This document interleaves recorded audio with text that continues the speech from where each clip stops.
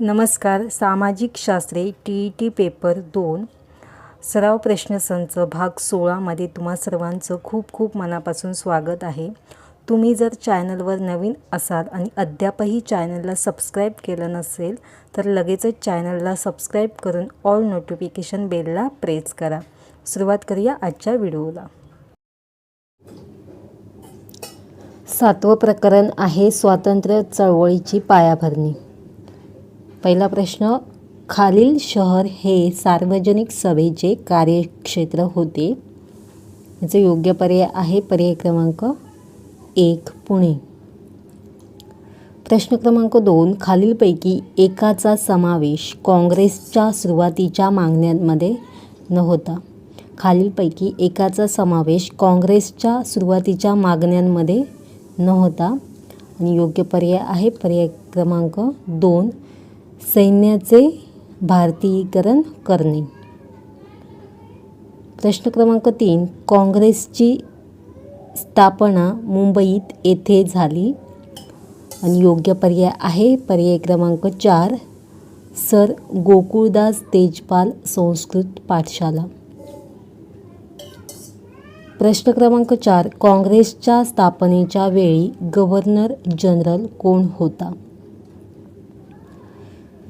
योग्य पर्याय आहे पर्याय क्रमांक 1 लॉर्ड डफरीन. प्रश्न क्रमांक 5, काँग्रेसचे पहिले अध्यक्ष योमेशचंद्र बॅनर्जी यांनी 1885 मध्ये काँग्रेसची उद्दिष्टे स्पष्ट केली. खालीलपैकी एक नव्हते. त्यामध्ये खालीलपैकी एक नव्हते आणि योग्य पर्याय आहे पर्याय क्रमांक 4 वसाहतीचे स्वराज्य मिळवणे. प्रश्न क्रमांक 6, काँग्रेसच्या पहिल्या अधिवेशनास उपस्थित असलेल्या एकूण प्रतिनिधींची संख्या. योग्य पर्याय पर्याय क्रमांक 1 72. प्रश्न क्रमांक 7, खालील विद्वानांनी प्राच्यविद्येच्या अभ्यासास चालना दिली ज्यामुळे राष्ट्रवादाच्या विकासास पोषक वातावरण निर्माण झाले आणि योग्य पर्याय आहे पर्याय क्रमांक 1 डॉक्टर भाऊ दाजी लाड आणि डॉक्टर रा गो भांडारकर. प्रश्न क्रमांक 8, काँग्रेसचे पहिले अध्यक्ष. योग्य पर्याय पर्याय क्रमांक 4 योमेशचंद्र बॅनर्जी. प्रश्न क्रमांक 9, ब्रिटिशांच्या धोरणामुळे भारताचे आर्थिक शोषण होत आहे व भारतातील संपत्ती इंग्लंडमध्ये जात आहे हा सिद्धांत यांनी मांडला. योग्य पर्याय पर्याय क्रमांक 2 दादाभाई नौरोजी. पुढील प्रश्न क्रमांक 10, राष्ट्रीय सभेच्या नेत्यांची खालील तत्वावर निष्ठा होती आणि योग्य पर्याय आहे पर्याय क्रमांक 1 स्वातंत्र्य समता बंधुता व देशप्रेम. प्रश्न क्रमांक 11, खालीलपैकी एक विधान चूक आहे आणि ते आहे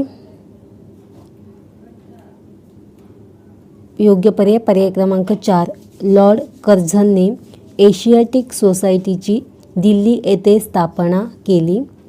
तर एशियाटिक सोसायटीची स्थापना ही विलियम जोन्स यांनी कोलकाता येथे केली. त्यामुळे चौथं विधान हे चुकीचं आहे. योग्य पर्याय पर्याय क्रमांक 4.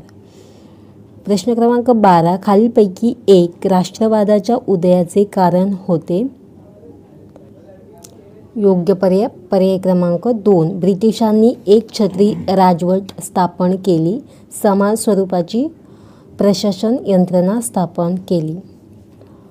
योग्य पर्याय पर्याय क्रमांक 2. पुढील प्रश्न क्रमांक 13, ब्रिटिशांनी अगदी सुरुवातीला काँग्रेसच्या स्थापनेचे स्वागत केले किंवा पाठिंबा दिला कारण. योग्य पर्याय आहे पर्याय क्रमांक 4 ब्रिटिश सरकारला 1857च्या धर्तीवरचा उठाव टाळायचा होता. प्रश्न क्रमांक 14, काँग्रेसच्या स्थापनेचे उद्दिष्ट पहिले अध्यक्ष योमेशचंद्र बॅनर्जी यांनी 1885मधील आपल्या अध्यक्षीय भाषणात स्पष्ट केले आणि ते होते, भारतीयांमधील जात, धर्म, भाषा व प्रांत यावर आधारलेले पूर्वग्रह नष्ट करून राष्ट्रीय ऐक्याची भावना वृद्धिंगत करणे. योग्य पर्याय क्रमांक 1. प्रश्न क्रमांक 15. पाश्चात्य शिक्षण हे राष्ट्रवादाच्या उदयास कारणीभूत ठरले कारण. योग्य पर्याय क्रमांक 3. पाश्चात्य शिक्षणामुळे भारतीयांना नवी मूल्ये व विचार समजले. त्यांनी पाश्चात्य इतिहासातील घटनांचा अभ्यास केला. योग्य पर्याय क्रमांक 3. प्रश्न क्रमांक 16. सुरेंद्रनाथ बॅनर्जी यांनी 1883मध्ये कोलकात्याला अखिल भारतीय स्तरावरील राष्ट्रीय परिषद भरवली. तिचे उद्दिष्ट. योग्य पर्याय क्रमांक 4. जनजागृती करणे व देशव्यापी संघटना स्थापन करणे. 8वं प्रकरण आहे स्वराज्याचा लढा. त्यामधील पहिला प्रश्न, खालीलपैकी एका नेत्याचा समावेश जहालवादी गटात होत नाही आणि ते आहेत लाला जगत-नारायण. योग्य पर्याय क्रमांक 4. प्रश्न क्रमांक 2. लॉर्ड कर्झनने यावेळी बंगालची फाळणी केली. ऑक्टोबर 1905 मध्ये. योग्य पर्याय क्रमांक 1. भारत सेवक समाजाची स्थापना कोणी केली? गोपाळ कृष्ण गोखले. योग्य पर्याय क्रमांक 3. प्रश्न क्रमांक 4. खालीलपैकी एक जहालवादाच्या उदयाचे कारण नव्हते आणि ते आहे लॉर्ड लिटनची अन्यायी व अत्याचारी राजवट. योग्य पर्याय क्रमांक 4. प्रश्न क्रमांक 5. खालील कायद्याने मुसलमानांना स्वतंत्र मतदारसंघ दिले आणि योग्य पर्याय क्रमांक 4. इसवी सन 1909च्या कायदा. लखनौ करार खालील पक्षांमध्ये झाला. योग्य पर्याय क्रमांक 1. काँग्रेस व मुस्लिम लीग. प्रश्न क्रमांक 7. खालील घटना कालानुक्रमे लावा आणि योग्य पर्याय क्रमांक 1. 2-4-1-3 म्हणजेच बंगालची फाळणी केव्हा झाली? 1905. त्याच्यानंतर 4था आहे मोर्लो मिंटो सुधारणा कायदा 1909 मध्ये आणि त्याच्यानंतर पहिला आहे होम रूल लीगची स्थापना 1916 आणि शेवटी येईल भारत मंत्री मॉन्टेग्यू यांची ऑगस्ट घोषणा 1917. योग्य पर्याय क्रमांक 1. प्रश्न क्रमांक 8. मॉन्टेग्यू चेम्सफर्ड सुधारणांचा कायदा यावर्षी मंजूर झाला आणि योग्य पर्याय क्रमांक 1. 1919 मध्ये. प्रश्न क्रमांक 9. 1919च्या कायद्याने प्रांताने द्विदल राज्य पद्धती स्थापन करण्यात आली. द्विदल म्हणजे प्रशासनाची काही खाती लोकांनी निवडून दिलेल्या मंत्र्यांकडे सोपविण्यात आली तर काही खाती गव्हर्नरच्या कार्यकारी समितीच्या सभासदांकडे सोपवण्यात आली. योग्य पर्याय क्रमांक 3. प्रश्न क्रमांक 10. काँग्रेसने आपल्या खालील अधिवेशनात जहालांचा चतुसूत्री कार्यक्रम मंजूर केला. योग्य पर्याय क्रमांक 1. 1906 कोलकाता. प्रश्न क्रमांक 11. भारत मंत्री मॉन्टेग्यू यांनी ऑगस्ट 1917च्या घोषणेत खालील आश्वासन दिले. काय दिले आश्वासन? भारताला टप्प्याटप्प्याने स्वयंशासनाचे अधिकार व जबाबदार राज्य पद्धती देण्यात येईल. योग्य पर्याय क्रमांक 1. प्रश्न क्रमांक 12. इसवी सन 1909च्या कायद्यातील भारतीय राष्ट्रवादाच्या दृष्टीने हानिकारक तरतूद. योग्य पर्याय क्रमांक 1. मुसलमानांसाठी स्वतंत्र मतदारसंघ. योग्य पर्याय क्रमांक 1. प्रश्न क्रमांक 13. लोकमान्य टिळकांनी होम रूलची चळवळ सुरू केली. होम रूलचा अर्थ. योग्य पर्याय क्रमांक 4. स्वयंशासन. प्रश्न क्रमांक 14. मवाळ व जहाल यांमधील मतभेदाचा एक मुद्दा.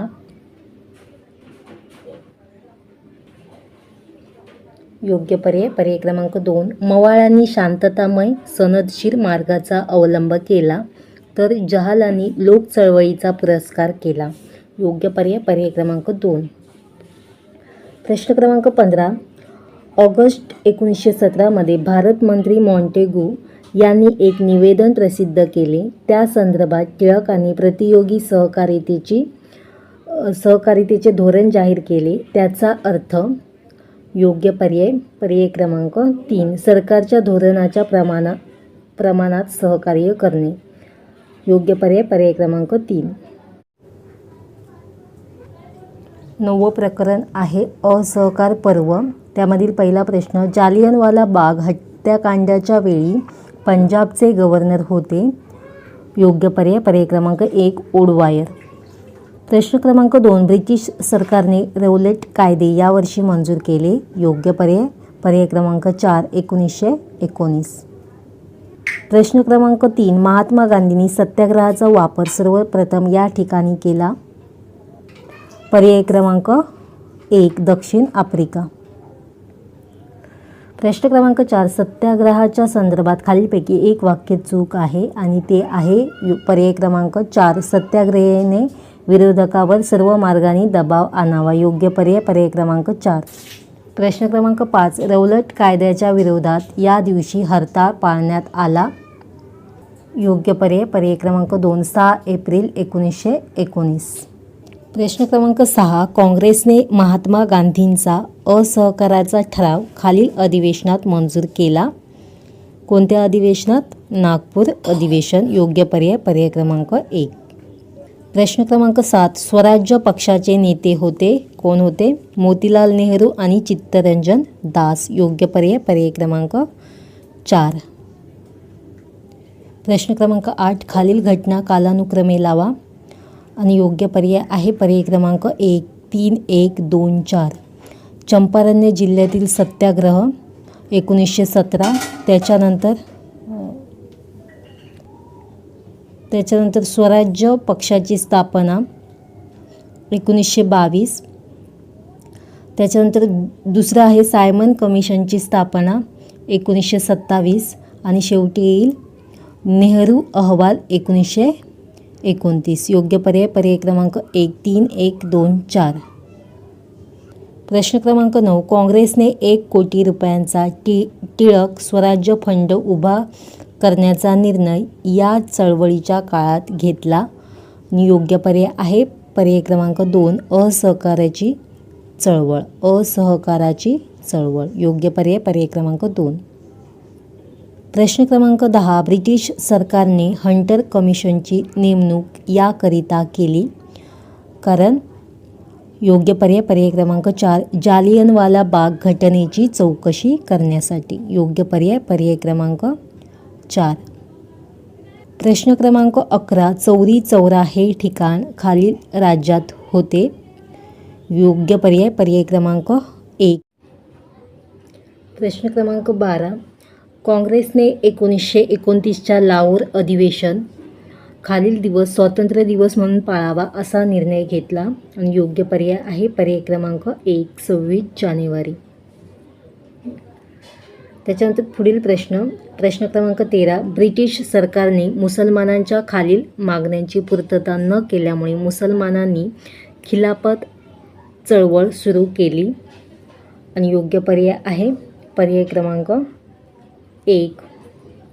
तुर्कस्तानच्या सुलतानाला मानाने सन्मानपूर्वक वागवावे व मध्यपूर्वेतील इस्लामची पवित्र स्थळे बिगर मुस्लिमांना देऊ नयेत. योग्य पर्याय पर्याय क्रमांक 1. प्रश्न क्रमांक 14. जालियनवाला बाग घटनेचा निषेध म्हणून खालील नेत्याने ब्रिटिश सरकारने दिलेल्या सर या किताबाचा त्याग केला. योग्य पर्याय पर्याय क्रमांक 2. रवींद्रनाथ टागोर. प्रश्न क्रमांक 15. बिहारमधील चंपारण्य जिल्ह्यातील शेतकऱ्यांमध्ये असंतोष पसरला होता. कारण.